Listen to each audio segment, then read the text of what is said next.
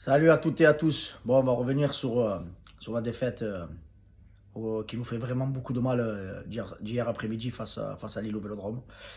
Où on sait que c'est un peu, entre guillemets, un concurrent qu'on a énormément de difficultés à battre sur les dernières années. Souvent, il y a des matchs nuls ou des victoires très serrées de Lille au Vélodrome. Donc, un match où tu te dis, bon, tu as pratiquement 8 à 9 jours de repos. Lille a joué jeudi.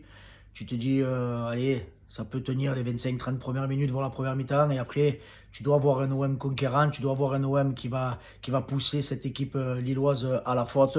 Tu dois être beaucoup plus frais, beaucoup plus en forme, avec beaucoup plus d'envie. Notamment en jouant à domicile devant plus de 60 000 spectateurs. Et avec les enjeux qu'il y avait pour essayer de mettre un trou au poursuivant.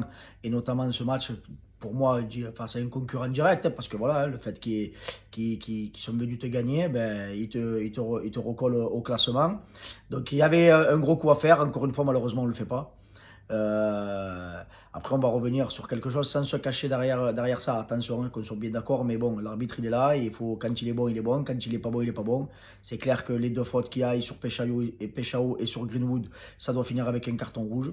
Voilà, y a rien à redire. Crampon au niveau de la tempe, jaune, circulé. Greenwood se fait couper en deux alors qu'il part en contre et il y a moyen de faire peut-être un 2 contre 1. Et derrière, il y a Haralson quand il se relève qui lui met un coup de pec et qui le fait retomber.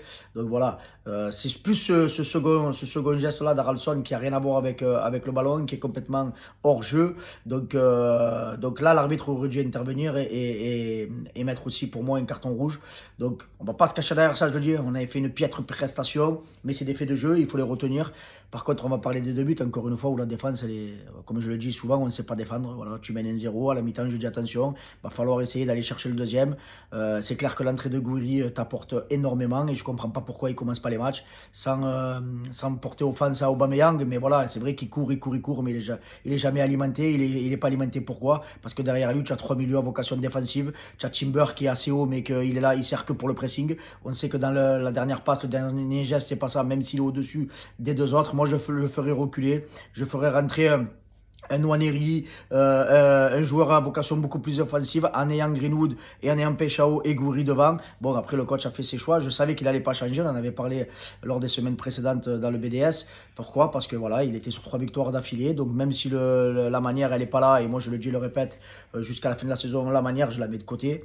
Mais à condition que ça gagne. Et si ça ne gagne pas, on est obligé de revenir là-dessus. Donc, le coach, de par ses choix, annonce et envoie une équipe assez fébrile. Il faut se rendre compte que Lille avait que 2 jours de repos, toi tu en avais pratiquement 9, donc j'attendais un sursaut d'orgueil dans les 20 dernières minutes, chose qu'on n'a pas vue. On va parler et revenir rapidement sur les deux buts encaissés. Le premier, un cafouillage avec encore une fois Balerdi qui est complètement à la ramasse.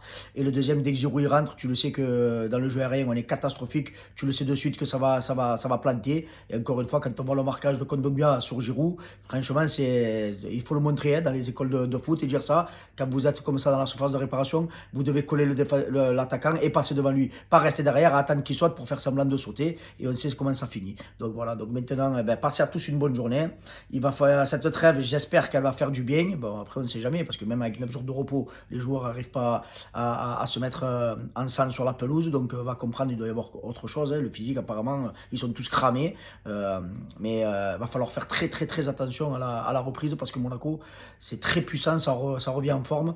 Et il va falloir vraiment pas faire ce genre de prestations si on veut essayer d'aller chercher des points là-bas. Allez, bonne journée à tous et allez l'OM.